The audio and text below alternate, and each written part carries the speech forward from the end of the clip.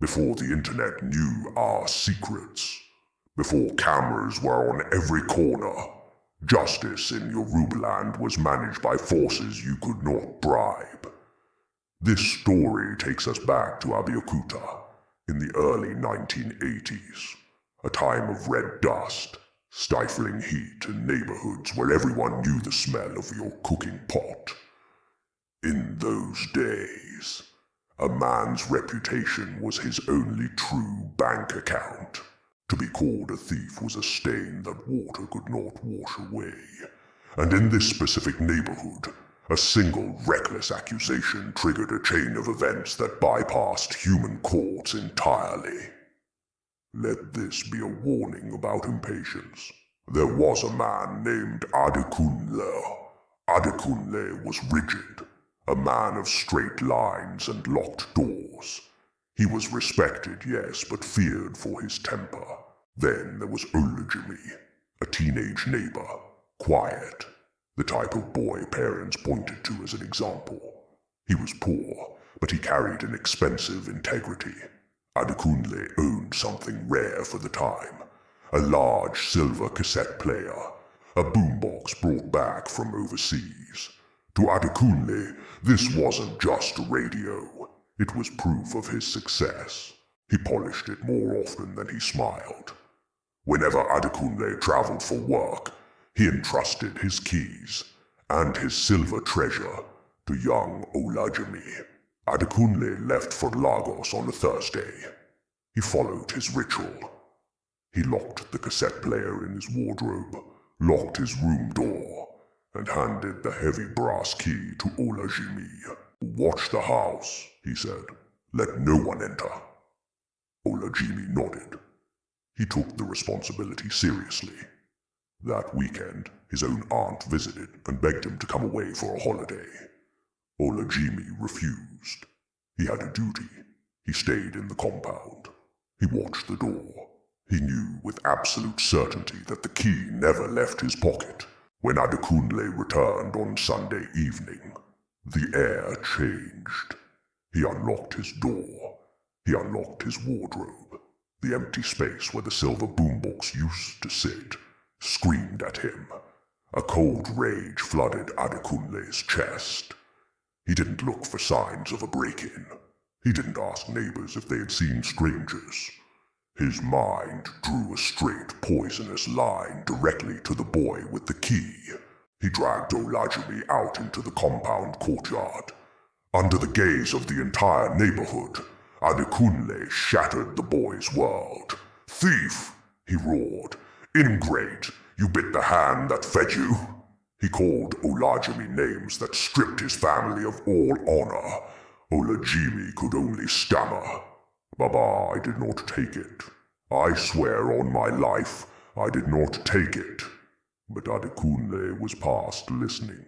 He was a man robbed, and he needed someone to bleed for it.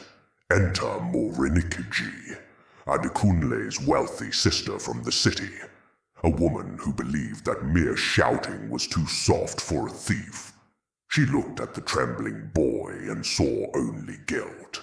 "If human words won't make him confess," she hissed, "then the gods will."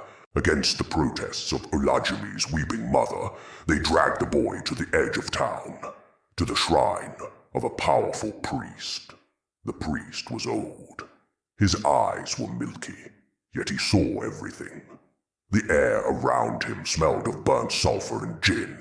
They invoked Ṣàngó, the Orisha of thunder, the king who does not tolerate lies. When you call Ṣàngó to judge a theft, you are not asking for an investigation. You are asking for execution. The priest spoke the words. He sealed the curse. "If this boy stole the silver box, may the lightning find him within 3 days.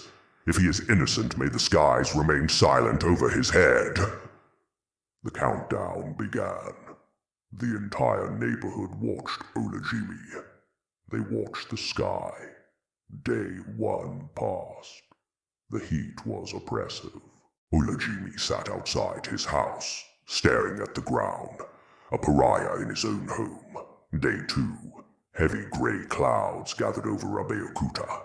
The air was thick with electricity. Every time a door slammed, people jumped, expecting the crack of doom. Olajimi's mother prayed until her voice failed. Day 3. The final day. The deadline arrived. The storm broke heavy over the city. Rain lashed the corrugated roofs like bullets. Everyone waited for the flash that would end the boy's life. The thunder struck. It shook the foundations of the houses.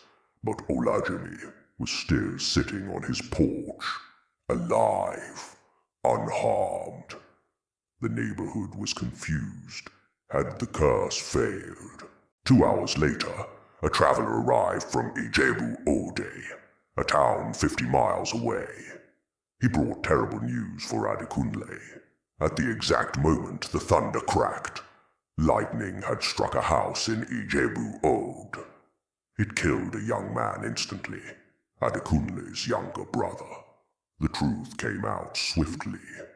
The brother had a spare key to Adekunle's room that no one knew about. He had borrowed the boombox to impress friends at a party in the other town.